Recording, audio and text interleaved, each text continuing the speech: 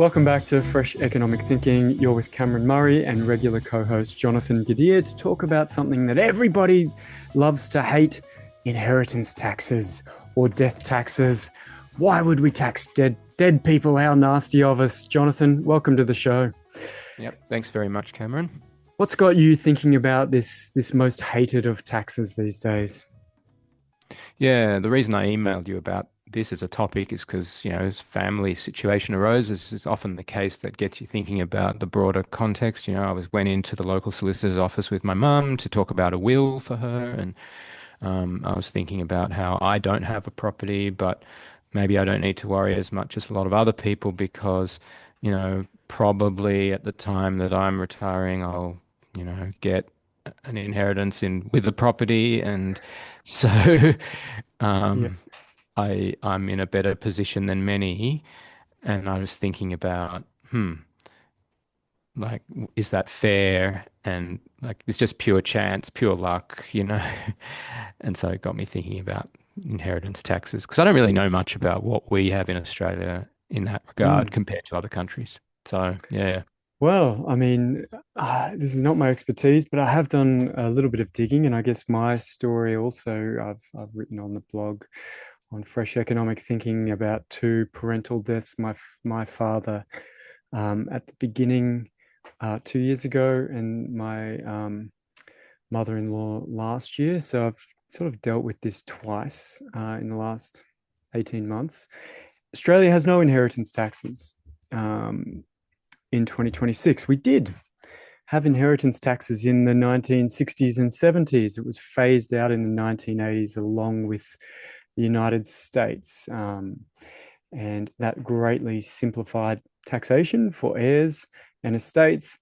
But I have this instinct, and I don't know if you share it, Jonathan, that if we're going to tax someone, surely someone who's dead is better than someone who's alive, like a pure logical basis, right? And yet, every time I raise this topic with people, um, they get very upset and they seem to prefer that they get taxed while they're alive than when they're dead. Do you understand this? Well, presumably it's just that they, want to give their children what they want to give, and the children want to get what they think they should get, and that's it. Like it's not about whether you're dead or alive. It's just the usual, the usual instincts and Mm, vibes that people have. Um, yeah. yeah. So I guess one of the questions that comes up is, well, I'll just start giving my kids money when they're younger, and that's how I'll avoid an inheritance tax. And it's funny because I think that's brilliant. Like that is the best thing ever. That's the way to push wealth and responsibility for assets and push things onto the next generation of risk takers and business owners and whatever much earlier. Yet I'm not sure if you've noticed, but there's a bit of a vibe in Australia by some groups to do the opposite.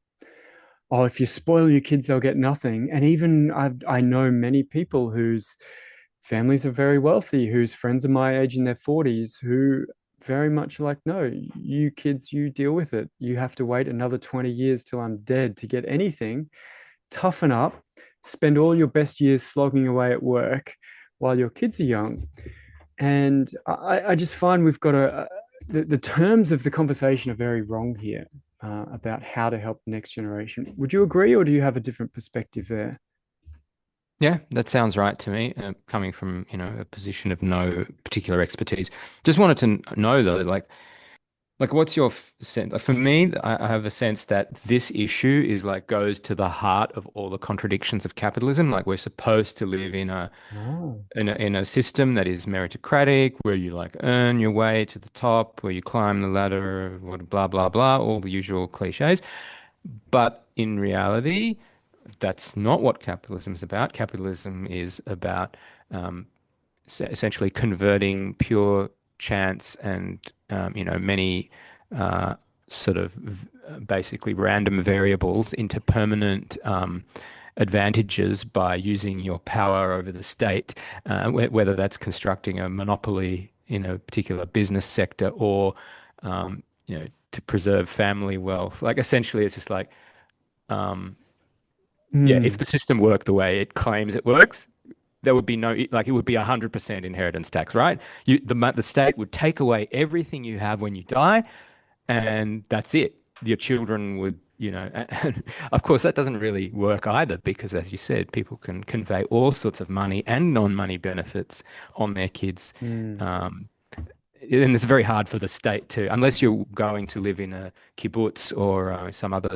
extremely harsh authoritarian system. It's very hard for the state to even the playing field.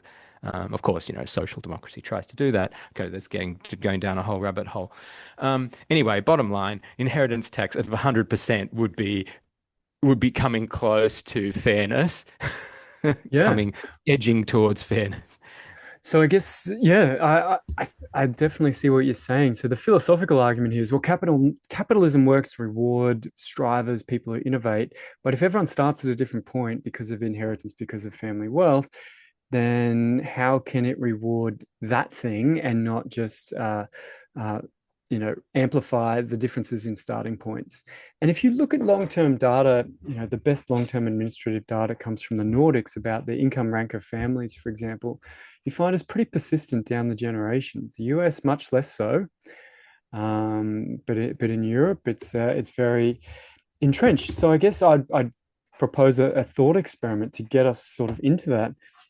If we taxed inheritance at 100%, but then on everyone's 21st birthday gave them a lump sum of $100,000, would that sort of create the capitalism we think we are in already, where everyone gets this sort of head start, even no matter what your family, and they all die with nothing? What are your thoughts on that? Well, Is that just too impractical? well, I don't know. I mean, we'd have to, like, yeah, the answer is, like, yeah, that makes sense. That is more like the system, how the system claims it works. The type of state power that would be required to enforce more equality, like in that way, is kind of a bit problematic. So I'm torn on it. I mean, basically, you look at how capitalism started. It wasn't like these amazing. This is in the 16th century, right? Mhm. It wasn't like these amazing entrepreneurs. Feudal lords converted themselves into entrepreneurs using the advantages they already had. It wasn't like, of course, there were some cases of people that came from nothing, but the entire system that we live in today was feudal and aristocratic classes converting themselves into businessmen. Um, yeah. Anyway, so Mm. my little Yeah. excursion. Look, and I guess like many of the topics we're on, there's this mid 20th century anomaly, right? Where we really did have a lot of state control, a lot of redistribution. I always talk about it in housing. The Great Australian Dream was the product of the public sector taking home ownership from 43% to 72% in 20 years after the Second World War. But it's also true in that period that we were taxing inheritances. And in Australia in the 1960s, we were taxing like 0.55% of GDP, which is like 100. What's that? 1/20th, one is that percent, 0.6% of GDP. Let me do the quick calculation in my head. So GDP is about 2.4 trillion. Um, so 224 billion is a percent. So we're talking about 12 to 14 billion dollars of inheritance tax equivalent today if we tax it the same amount. Is that a lot?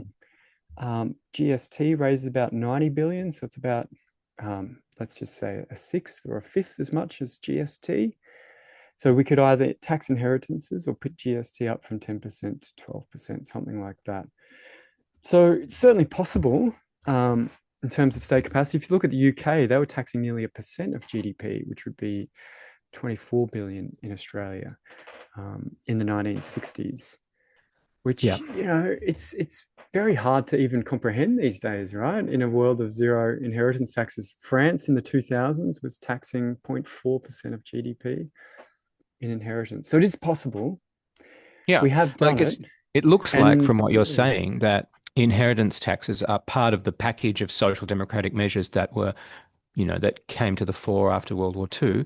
And it was part of the package of measures that were removed or scaled back or, walked back in the neoliberal, ascent in the 80s and 90s, et cetera, et cetera. So yeah, so based on that, I'm like, yeah, bring them back. Yeah, well, see, Australia and the US both had phased them out by the end of the 1980s.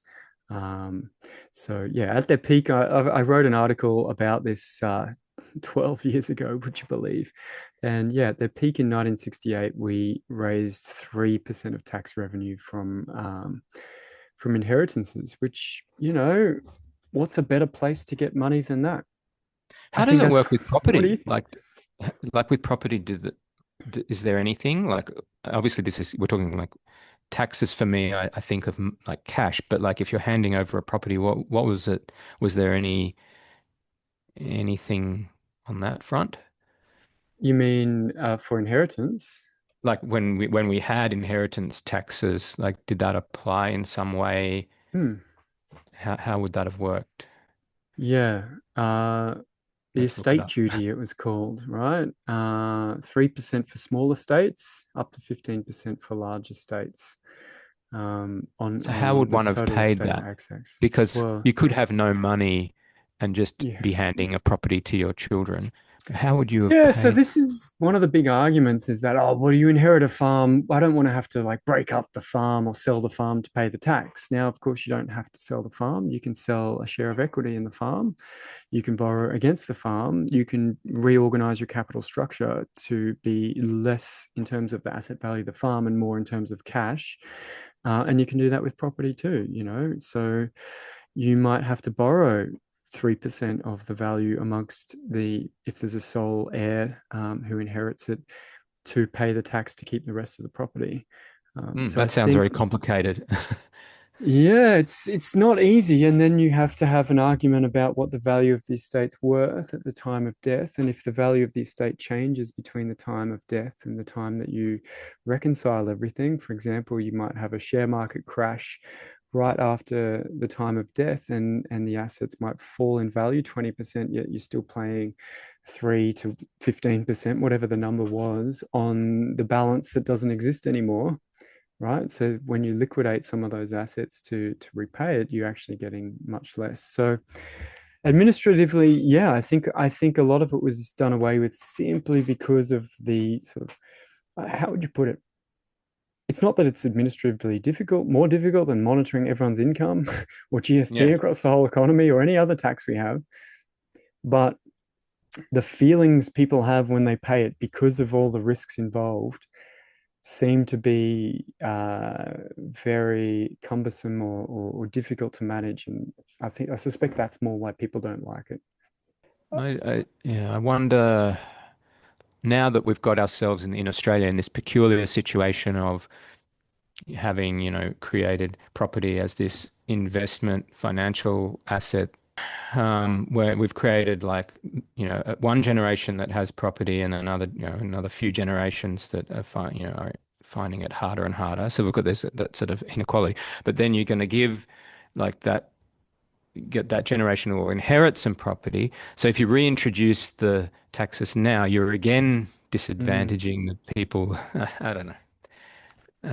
In Australia, Yeah. we've got ourselves into this pickle now that there's a lot of people with an interest in who have got like a particular interest that's been created in the fact that our property market has become this just plaything of financial speculation. Let me pick up on something there. I'm just reading some Latrobe research. Maybe I'll put a link in the show notes that in the States we had sort of New South Wales in the 1960s was 5 to 6% of revenue. One of the issues they had, or the two issues that sort of led to the abolition, were spouses inheriting the property from their husbands, especially women inheriting their husband's house so that they were already living in, and then being liable for a tax when they had no income of their own, Ah, right? interesting. So Right. the phase out was predominantly through spouse exemptions first, and then after that for all estates. So I can definitely understand that. these days we have different title systems. We have joint title or common title. Or someone correct me if I'm wrong, where you Yeah, both something have like your that. name on it. So if one Yeah. person dies, the other one it automatically controls the property without having to deal with the property passing down as an inherited asset. So all of these things are tied together. And I've got to say, my experience with some parental deaths was that what do they call the laws of intestation?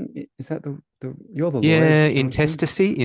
Intestacy, Yeah. all those legal terms. These remind me sometimes of the bloody Bridgerton show. Have you ever watched that? No. My wife loves it. But it's all about, maintaining the assets of the family down the generation and who's responsible and which children contribute and get it.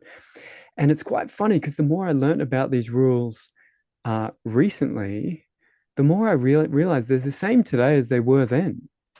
And which makes your point you made earlier that the capitalists were those noblemen who used the wealth that they'd gained from their political advantage, not these entrepreneurs we think of today. They weren't the Elon Musks or whatever of their time. They were more like the insider political elected member who trades on their position to make money, insider trading more than anything.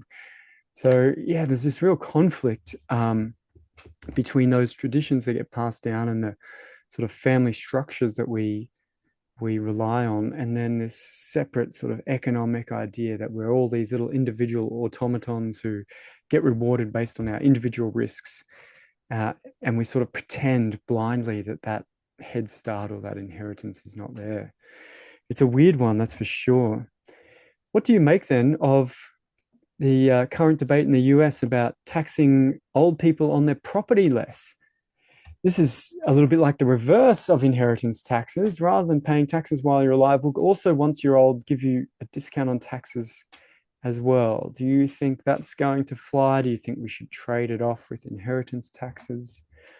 Or Huh. have you I never don't know. really put much thought into it? So how does it work? Like you just have explain it again? So it's a little bit like, you have a birthday and you can go and get the pension in Australia, right? Uh-huh. You, in Florida now, you have a birthday, you turn 65, you tell the tax office and they go, oh, you don't have to pay property taxes on your property anymore because you're old. Right. Right. Keep that But money like what for if there's yourself. someone younger living in the house? It doesn't matter, it's just the owner, is it?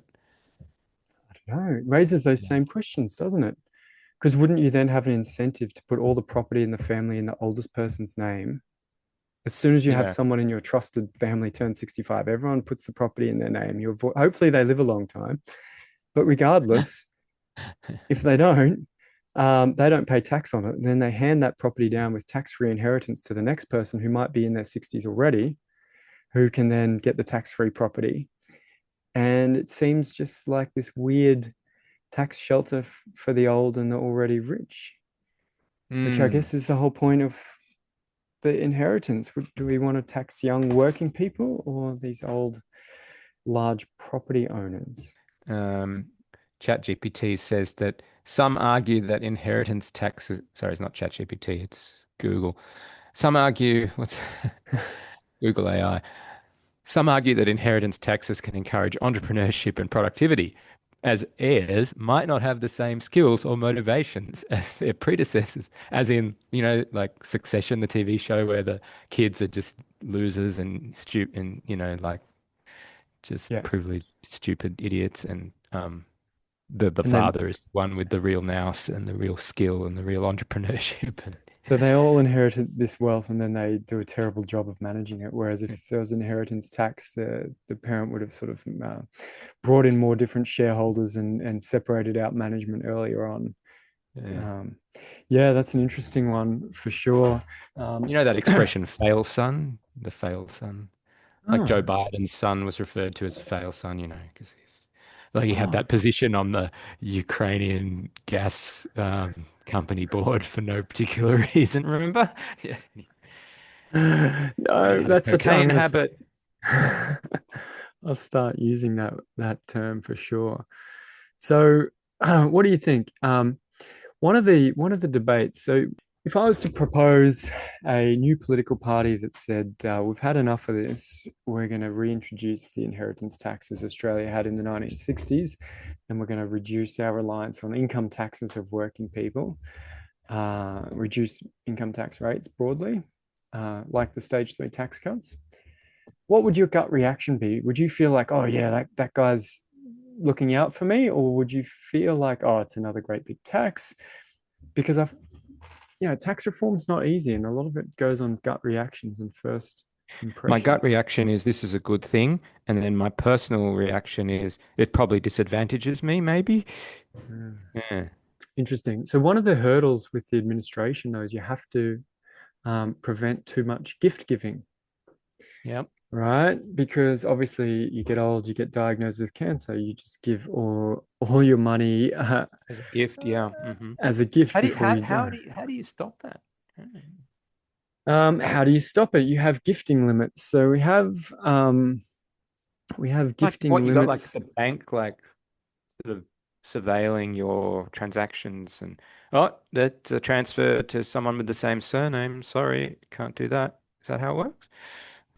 Pretty much, yeah. So for example, if I wanted to get the age pension, right, I might have to bring my amount of assets in my name down to get under the assets test. So what I might do is I might give all my children $100,000 each.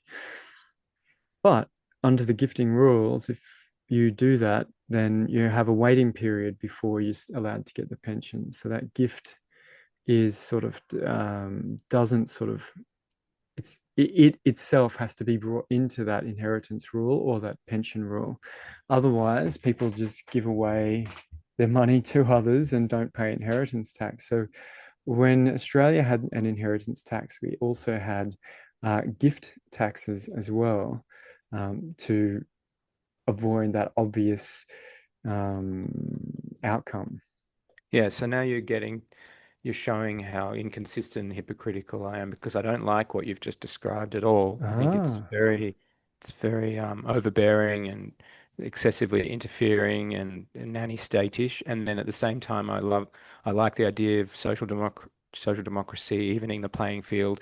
So there you go. I'm oh not really, no. not really consistent in my So when the um rubber hits the road and the reality that inheritance taxes lead to a lot of gifting, uh, a huge amount of gifting, that if we now have to track in, intra-family cash and asset transfers at yeah all times, yeah like if I give my kids when they turn 21 a deposit for a house and then I die at age, in 20 years when they're 41, yeah does that count? Or is it a yeah. time period thing? Or do people who pay inheritance taxes are just those that die suddenly and weren't prepared to gift it, a few years before they died and skipped their tax?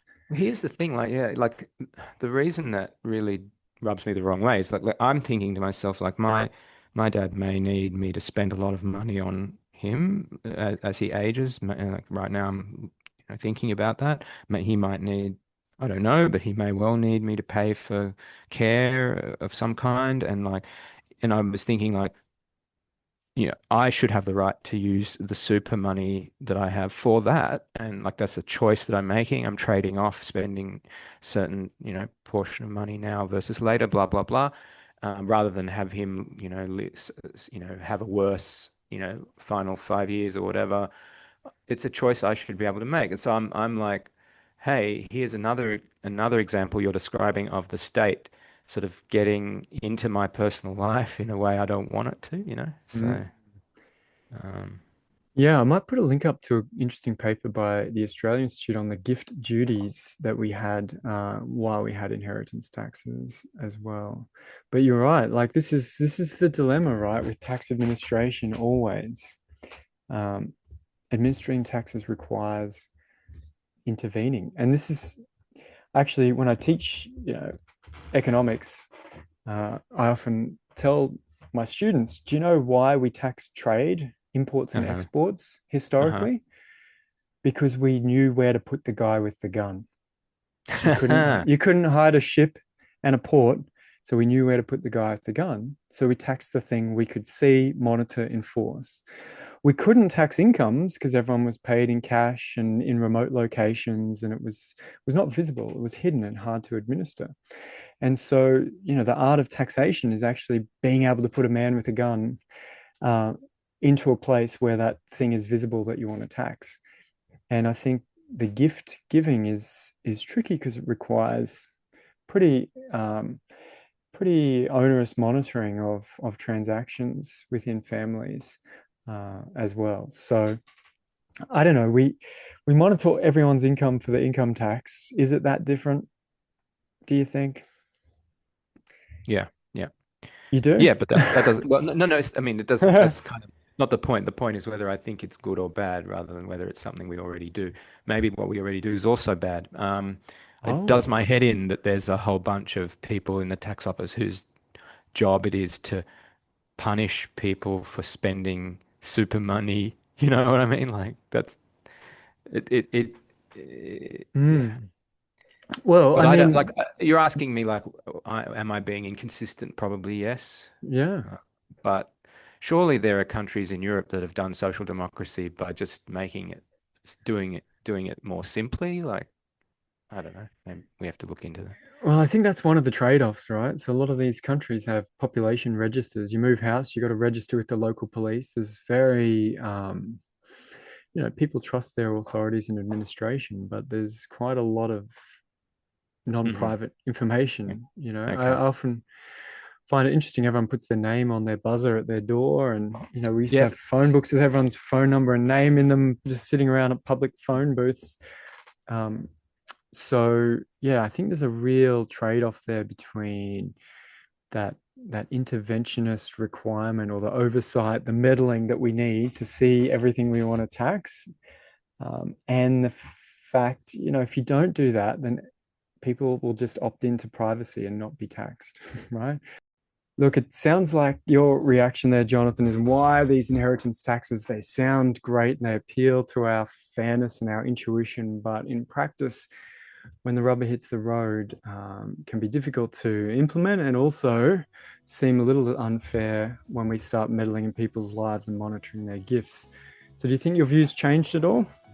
No, but I've just realized how, I'm just totally inconsistent and I make, my own opinions just make no sense.